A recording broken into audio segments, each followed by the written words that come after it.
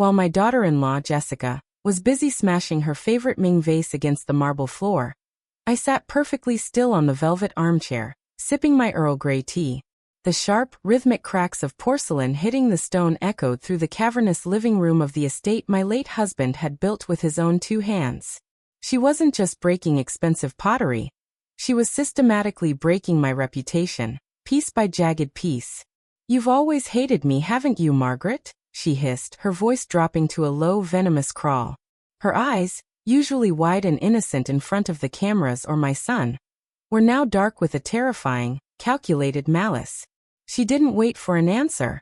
Instead, she reached down, picked up a particularly sharp shard of the blue and white porcelain, and deliberately pressed it against the pale skin of her forearm. I watched, unmoved, as a thin line of crimson bloomed against her skin. A self-inflicted wound designed to be my final undoing. "Tonight, Mark will finally see you for the monster you are. The jealous, bitter old woman who can't stand to see her son love someone else." I didn't blink. I didn't argue. I didn't even set my teacup down. I simply watched the grandfather clock in the corner. Its heavy brass pendulum swung with a steady, indifferent tick-tock. It was 6:58 p.m. My son, Mark, a man whose heart was as soft as his business instincts were sharp, would be walking through the front door in exactly 120 seconds. He was a man of habit, a man of punctuality, and tonight, he was walking into a trap meticulously laid by the woman he had promised to cherish. Jessica began to scream. It wasn't a cry of pain. It was a high-pitched, curdling wail of terror. A performance perfected over months of subtle manipulation. She threw herself onto the floor, scattering the shards of the vase further, making sure she looked like a victim who had been shoved. She disheveled her hair, tore a small lace trim on her designer blouse, and began to sob with a desperation that would have earned her an Academy Award. In the silence of the mansion, the sound of a key turning in the lock was like a gunshot. "Mark! Help me! Please!" Jessica shrieked, her voice cracking at just the right moment. The heavy oak door swung open, and Mark rushed in, his briefcase hitting the floor with a dull thud. He froze, his breath hitching in his throat as he took in the scene. There was his beautiful wife, bleeding and trembling amidst the wreckage of a family heirloom. And there was his mother, sitting in the shadows of the armchair like a cold, unfeeling statue. "Mom. What did you do?" Mark's voice was a fragile thread of shock and betrayal. He sprinted to Jessica's side, pulling her into his arms. She clung to him, burying her face in his neck, her small frame shaking with sobs that I knew were actually suppressed breaths of triumph. She just snapped, Mark," Jessica whimpered, her voice muffled against his suit jacket. "I only asked her if she wanted to see the new floor plans for the nursery. She told me I didn't deserve your father's inheritance. She said I was a parasite. When I tried to walk away to de-escalate, she threw the vase at me. She told me she'd make sure I left this house with nothing." I looked at my son, the boy I had raised to be a leader, the man I had taught to look for evidence and logic, and saw him crumbling. He looked at the scratch on her arm, then at the broken porcelain, and finally at me. The disappointment in his eyes was a cold weight in my chest, but I remained silent. "Is this true?" Mark demanded, his voice rising. "Did you really attack her over a house? Over money? I knew you were traditional, Mom, but this is madness." While Mark continued his tirade, accusing me of jealousy and threatening to find a permanent facility for my declining mental state, he failed to notice the small, sleek smartphone lying face-up on the mahogany side table next to my tea. Its screen was dark, appearing to be off, but it was positioned at the perfect angle to capture every inch of the room. Jessica, however, was not as oblivious. Between her fake gasps for air, she shot me a look over Mark's shoulder. It was a look of pure, unadulterated victory. She let a tiny, cruel smile slip across her lips, a silent signal that she had finally won. She believed she had successfully manipulated the narrative, turned the son against the mother, and secured her path to the estate's vast fortune. She thought I was playing a game of checkers, defending my territory with old-fashioned dignity. She didn't realize I had transitioned to a much more modern arena. While the room was filled with Mark's angry shouts and Jessica's delicate whimpers, a different kind of sound was waiting to be unleashed. I reached out, my fingers steady, and touched the screen of my phone. I didn't dial a number. I didn't open a video.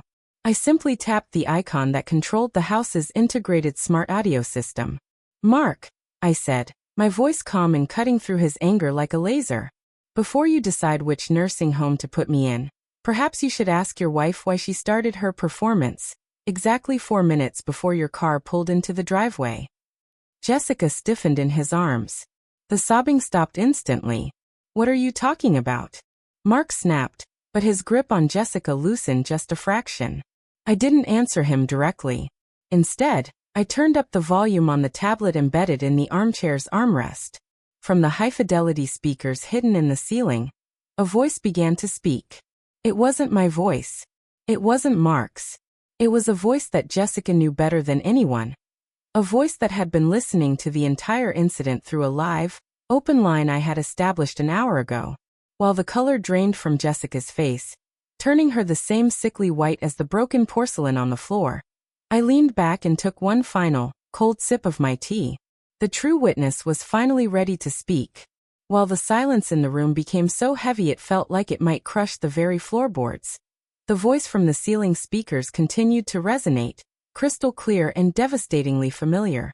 It was Mrs. Gable, Jessica's mother, and her voice was thick with a mixture of grief and profound embarrassment.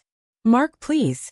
Please don't listen to another word she says," Mrs. Gable sobbed, her voice echoing off the cold marble walls. "I have been on this line for nearly half an hour. Margaret called me before you arrived, saying she wanted us all to talk about the nursery plans together. But then I heard it. I heard Jessica laughing. I heard her tell your mother that she was going to erase her from this family. I heard the sound of that vase shattering. And I heard my own daughter coached herself to scream." Mark stood frozen, his hands still hovering near Jessica's shoulders, but he looked as though he had been turned to stone. His eyes moved slowly, painfully, from the speakers in the ceiling to the woman trembling in his arms. The transition in his expression from protective rage to hollow realization was slow, like a shipwreck happening in slow motion. While Jessica's mother continued to weep over the phone, apologizing for the monster she realized she had raised, Jessica herself finally broke. The victim persona vanished in an instant. She didn't try to cry anymore. She didn't try to hide behind Mark. She wrenched herself away from him, standing tall amidst the ruins of the Ming porcelain, her face twisting into something jagged and ugly. "So what?" Jessica spat. Her voice no longer a fragile whimper but a sharp, serrated blade. She glared at the smartphone on the table, as if she could set it on fire with her eyes. "So you caught me in a lie. Big deal, Margaret. This house is a mausoleum, and you're just the ghost haunting it. Mark is my husband. He's the CEO of your late husband's firm. You're just an old woman with a tea habit and a grudge." She turned to Mark, her eyes burning with a desperate, frantic energy. "Mark, look at me. Yes, I lied about the vase. I had to. Your mother has been suffocating us. She controls the trust, she controls the legacy, she looks at me like I'm dirt under her fingernails. I did it for us. I did it so we could finally have this life without her shadow looming over everything. You love me, Mark. You know she's been pushing me to the edge." While Jessica attempted this last-ditch effort to manipulate his emotions, playing the burdened wife card, I remained seated, calmly pouring a fresh splash of tea. I didn't need to speak. The trap I had set wasn't just a phone call. It was a mirror, and for the first time in 3 years, my son was forced to look directly into it. Mark finally spoke, his voice a low, guttural rasp. "For us, Jessica? You broke a Ming vase that belonged to my grandmother. You cut your own arm to send my mother to a psychiatric ward. You stood there and watched me scream at the woman who raised me, and you smiled." He looked at the blood on her arm, the blood she had used as a prop, with an expression of pure loathing. "I didn't just love you, Jessica. I trusted you with my life. And the whole time, you were just waiting for my mother to die or disappear so you could cash the checks." "Oh, don't act so holy, Mark," Jessica shrieked, her composure fully evaporating into a manic rage. "You enjoyed the power too. You liked it when I told you that you were the real head of the family. You wanted her out just as much as I did. You were just too much of a coward to admit it." While they argued, Mark's voice rising in hurt and Jessica's in venom, I reached into the pocket of my cardigan and pulled out a small, leather-bound folder. I placed it on the mahogany table next to the phone. The sound of the folder hitting the wood was quiet, yet it silenced the room instantly. "What is that?" Mark asked, his breath coming in ragged gasps. "This," I said, my voice steady and devoid of the anger that was consuming them, "is the audit I commissioned 6 weeks ago. While you were busy running the firm, Mark, and while Jessica was busy decorating this estate with my money, I noticed some discrepancies in the charitable foundation's accounts. It seems Jessica has been using the foundation as her personal slush fund to pay off her brother's gambling debts and her own secret offshore investments." Jessica's face went from pale to a ghostly, translucent white. She lunged for the folder, but Mark was faster. He snatched it off the table, his eyes scanning the forensic accounting sheets. The deeper he read, the more his hands shook. The betrayal was no longer just emotional. It was financial, professional, and total. "You stole from the children's wing?" Mark whispered, his voice cracking. "The wing we named after my father?" While the weight of her crimes finally began to settle in the room, Jessica realized she had no cards left to play. She looked at the phone where her mother was still sobbing quietly, then at the audit in Mark's hands, and finally at me. I wasn't the bitter old woman she thought I was. I was the architect of her ruin. "I gave you every chance, Jessica," I said, standing up for the first time. I walked toward her, my heels clicking softly on the marble, stopping just inches from where she stood in the wreckage of the vase. "I watched you manipulate my son. I watched you insult my staff. I even watched you slowly poison Mark's mind against me. I stayed silent because I wanted to see if there was a single shred of humanity in you. But tonight, when you chose to use your own body to frame me for violence, you crossed a line that leads only to one place." I turned to Mark. "The police are already on their way, Mark.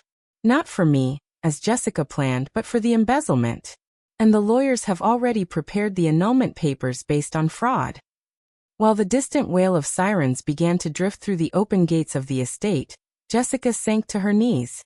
She wasn't faking the sobbing now.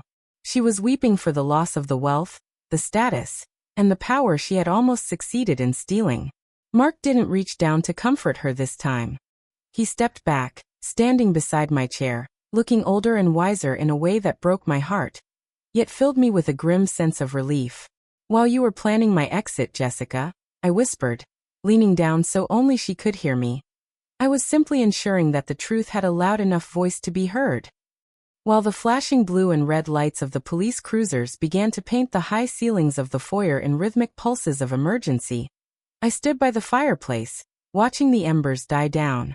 The room, once a sanctuary of family legacy, now felt like a stage after the final curtain had fallen on a tragedy. Mark was slumped against the wall, his head in his hands, the weight of the audit report still clutched in his trembling fingers. He looked like a man who had just survived a shipwreck, only to realize he had lost everything he had spent years trying to build.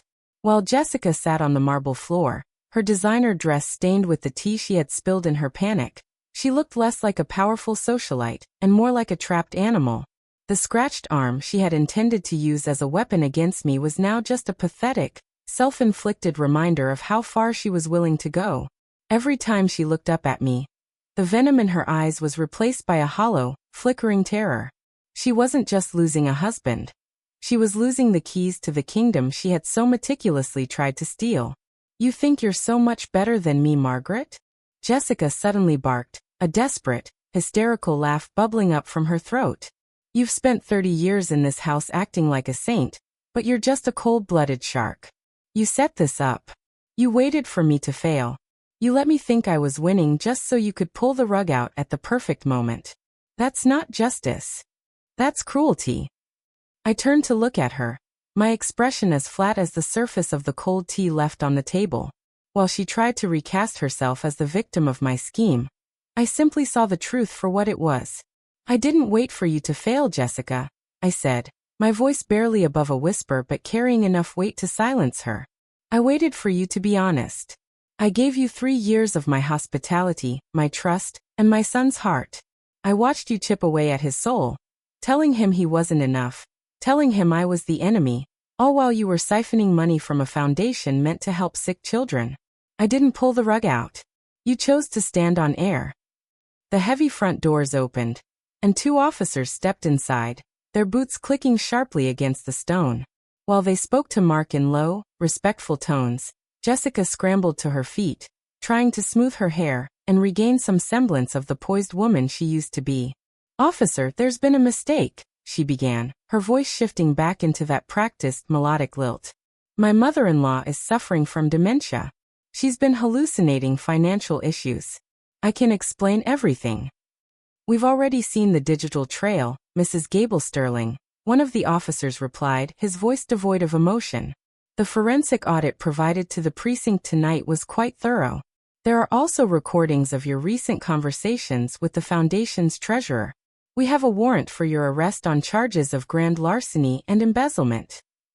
While the handcuffs clicked shut around her wrists, a sharp, metallic sound that seemed to finalize the end of her era in this house, Jessica looked over her shoulder one last time. She didn't look at Mark. She looked at me. In that final gaze, there was no more acting, no more manipulation. Just the raw, naked realization that she had underestimated the woman who had built this empire alongside her husband. She had mistaken my silence for weakness, my patience for ignorance. While they led her away, her heels scraping against the floorboards she had once walked with such arrogance, Mark finally stood up. He walked over to me, his face pale and lined with exhaustion. "Mom," he started, his voice cracking. I don't know how to apologize. I almost let her take you away. I believed her when she said you were losing your mind. I was so blind."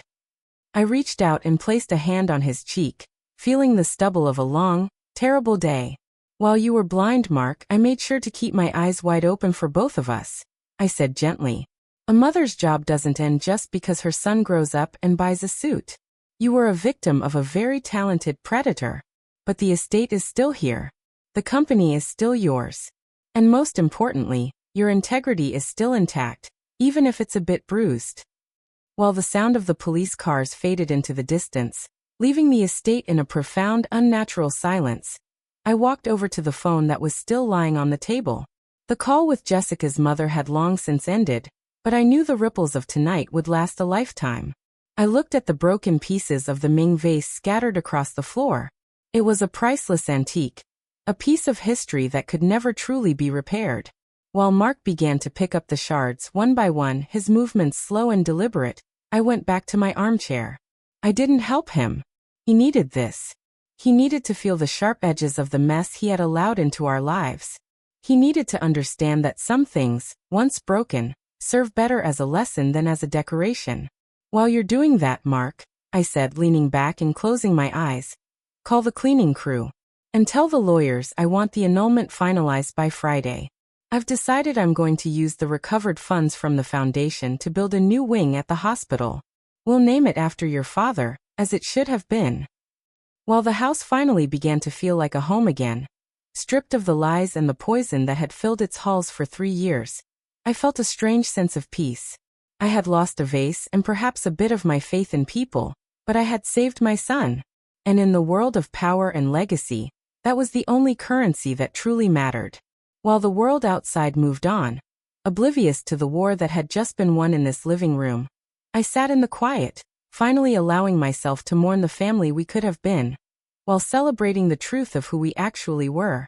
While the aftermath of the arrest settled over the estate like a heavy fog, the real work of dismantling Jessica's influence began in the quiet, sterile offices of our family attorneys. The sun rose the next morning, casting long, pale shadows across the breakfast nook where I sat alone. For 3 years, this table had been a battlefield of passive-aggressive remarks and forced smiles. Now it was just a table again. While I reviewed the stack of legal documents my assistant had delivered at dawn, Mark walked into the kitchen. He looked like he hadn't slept a wink. The sharp, confident CEO persona he projected to the world had vanished, replaced by a man who looked hollowed out by the truth. He poured himself a cup of coffee, his hands still trembling slightly as the porcelain clinked against the counter. "The news is starting to break, Mom," he said, his voice raspy. "The headlines are calling it a socialite scandal. They're dragging our name through the mud. While the public gossips about the scandal, Mark, we will focus on the restitution. I replied without looking up from the papers. Reputation is a fragile thing, yes, but it is built on action, not just appearance. Jessica spent her time curating an image. We will spend ours fixing the reality she broke. While Mark struggled with the public shame, I directed my focus toward the victims Jessica had left in her wake. I spent the morning on the phone with the board of the children's hospital. The treasurer, a man Jessica had bullied into silence, was terrified of being implicated. I spent an hour calmly explaining that while Jessica's path led to a jail cell, his path could lead to redemption if he provided the missing ledgers. While the legal storm raged outside, inside the house, the atmosphere was one of surgical precision. I hired a team to pack Jessica's belongings. I didn't want a single trace of her perfume, her silk scarves, or her vanity left in this house by sunset. As the movers hauled out trunk after trunk of designer clothes, bought with the money meant for pediatric ventilators, I stood on the balcony, watching the process with a cold, detached clarity. "Are you really going through with the full prosecution?" Mark asked, joining me on the balcony. He looked down at the moving truck. "Her mother called me again. She's devastated. She asked if we could just let the civil suit handle it. If we could drop the criminal charges for the sake of family it. While I pity her mother, Mark, I do not confuse pity with justice," I said, turning to face him. "If I drop the charges, I am telling every person Jessica cheated that her status makes her untouchable. I am telling you that it's okay to be manipulated as long as the person doing it is family. Is that the lesson you want to carry forward?" While Mark pondered my words, I handed him a single sheet of paper. It was the original deed to the estate, the one he had almost signed over to Jessica in his blind devotion.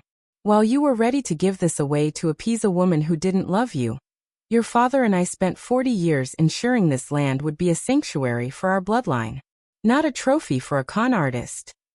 While the afternoon sun began to dip below the horizon, the final boxes were loaded. The house felt lighter, as if a malignant growth had been successfully removed. But the emotional scars remained. Mark spent the rest of the day in his father's old study, surrounded by the scent of old books and leather, trying to find his footing in a world that no longer felt certain. While he retreated into his grief, I moved forward with the reorganization of the family trust. I spent the evening hours with my legal team, drafting new bylaws that would ensure no single person, not even Mark and certainly not me, could ever put the foundation's assets at risk again. I was building a fortress of transparency. While the lawyers marveled at my ruthlessness, I knew it wasn't about being mean. It was about being thorough.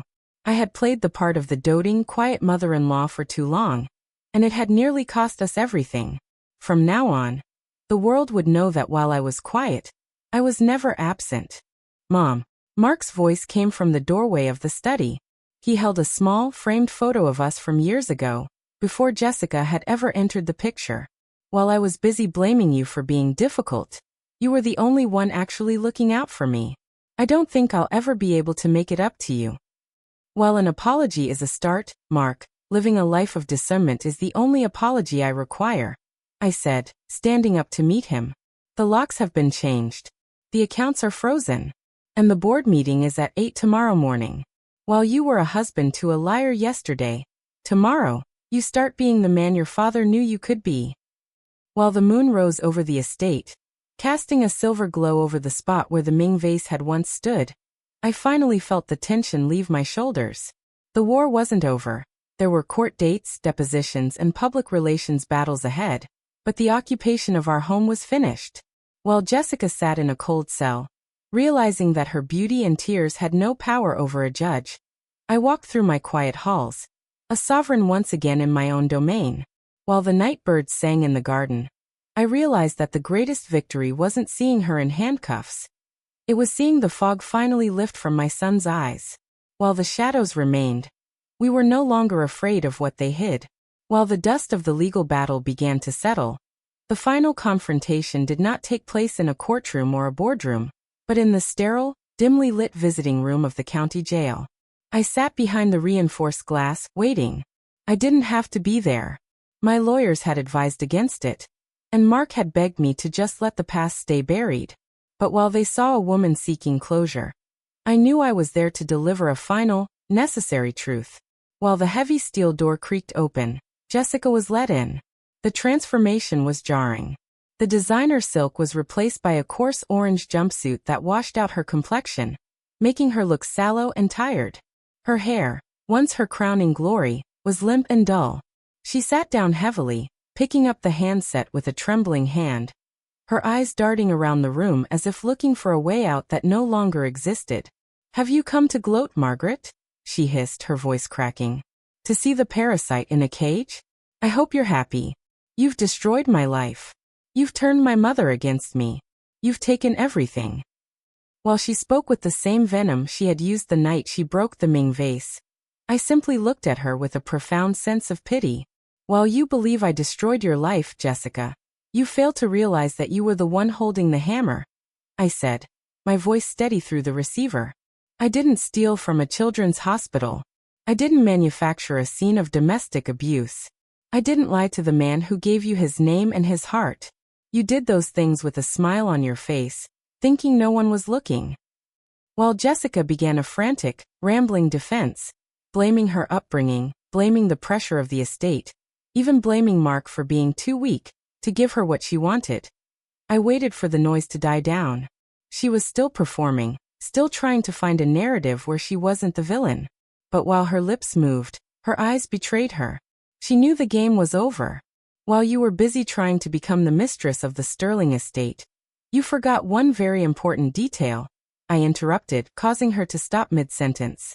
"My husband, Thomas, didn't leave this legacy to me because I was his wife. He left it to me because I was his partner. We built this from nothing. We knew the value of every brick, every employee, and every dollar. You thought you were walking into a playground for the rich. You didn't realize you were walking into a fortress built on integrity." While the silence stretched between us, Jessica's defiance finally flickered and died. She looked down at her shackled wrists, a single tear tracing a path through the grime on her cheek. "Mark, does he hate me?" she whispered, the first genuine question she had asked in years. "While hate is a strong word, Jessica, I think indifference is more accurate," I replied truthfully. "He is busy.